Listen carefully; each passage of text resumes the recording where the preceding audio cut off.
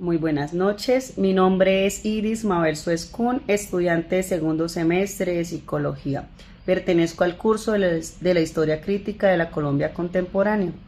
En este momento voy a entrevistar al señor Camilo Andrés Escobar, experto en la historia de Colombia. El tema que voy a abordar es sobre el Bogotazo.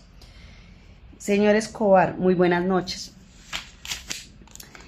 ¿Qué fue el Bogotazo? El Bogotazo básicamente fue el asesinato de Jorge Eliezer Gaitán el 9 de abril de 1948. Aparentemente fue Juan Roa Sierra, el asesino de Jorge Eliezer Gaitán, que aproximadamente tenía entre 32 y 38 años. Por la carrera séptima, Jorge Eliezer Gaitán salía de una reunión y Juan Roa Sierra le propinó unos disparos que posteriormente originaron la muerte de Jorge Eliezer Gaitán, líder del Partido Liberal en Colombia. ¿Quiénes fueron los actores principales del Bogotazo? Bueno, los actores principales del Bogotazo yo determinaría que es Jorge Eliezer Gaitán, que era el líder del Partido Liberal. Se decía que él tenía una tendencia socialista, pero en realidad él pues tenía sus ideas liberales, ¿no? Muchos lo tildaron de comunista, que tenía muchas ideas de la antigua Unión Soviética, ideas de Lenin, y dicen que por esas ideas fue su posterior asesinato. Juan Roa Sierra fue el actor material del asesinato de Jorge Eliezer Gaitán y creería que él también es uno de los actores principales porque él fue el que materializó dicho acto, ¿sí? Otro actor principal podríamos determinarlo como el pueblo bogotano, quien por ese acto generó una insurrección, no solamente por la muerte de Jorge Eliezer Gaitán, sino también se consideró como si fuera un acto de agresión hacia hacia la clase popular que en ese momento vivía en Colombia. Jorge Eliezer Gaitán, pues dicen que los libros de historia que ha sido el único caudillo colombiano que tenía gran poder de generar fanatismo en la población y además pues la gente estaba muy esperanzada en que él llegara a ser presidente para que generara un cambio radical hacia las clases obreras. ¿Cómo se desarrolla la violencia y los disturbios en Bogotá después de la muerte de Gaitán? Bueno, después de la muerte de Jorge Eliezer Gaitán, Juan Roa Sierra es retenido por la turba.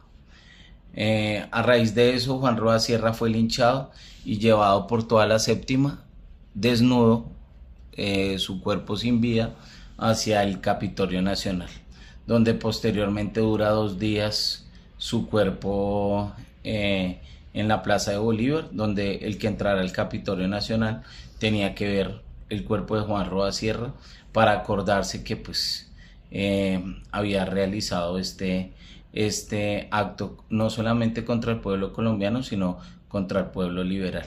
Eso originó que iniciara una etapa de violencia bipartidista entre el Partido Conservador y el Partido Liberal, ¿sí? Dicen los libros de historia que a raíz de eso la policía, que les llamaban chulavitas, le entregó las armas al pueblo y como consecuencia posteriormente Rojas Pinilla, que es el comandante del ejército en ese tiempo, tiene que sacar el ejército a las calles para poder retomar el orden público.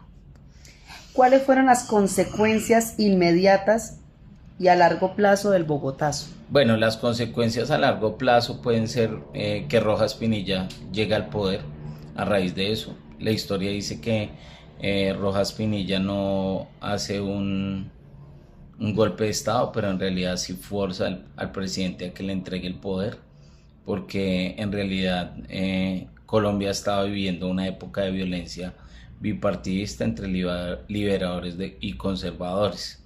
Consecuencia de esto también, podemos decir que se crean las primeras guerrillas liberales, ¿sí? A raíz de la muerte de Jorge Eliezer Gaitán y digámoslo en parte arquitectónica, las estructuras del centro de Bogotá empiezan a cambiar, empiezan a llegar estructuras nuevas como ascensores, como baños nuevos,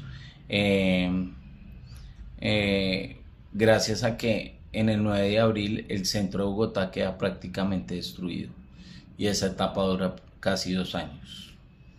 O sea que se podría decir que se forzó a renovar lo que arquitectónicamente estaba. Sí, exacto, se forzó porque hubo un destrozo total del centro.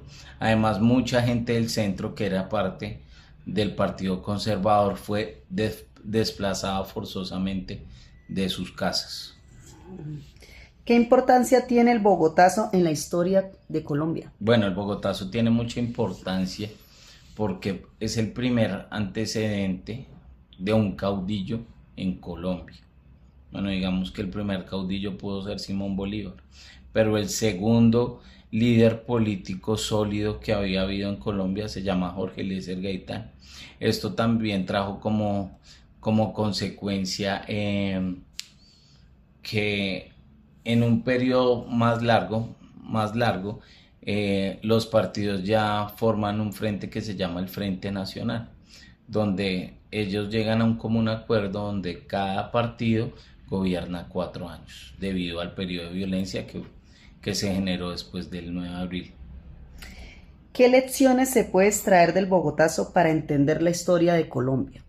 Lecciones, pues hay muchas, pero del Bogotazo podemos determinar que la lucha política en Colombia ha sido constante, que en ese tiempo pues peleaban entre conservadores y liberales, pero si vemos la época actual, la guerra entre los partidos sigue, la violencia sigue, de pronto se desplazó a las áreas rurales, pero si nosotros vemos en regiones como Norte de Santander, como el Cauca, como Nariño, vemos que la violencia sigue de la misma forma, ¿no?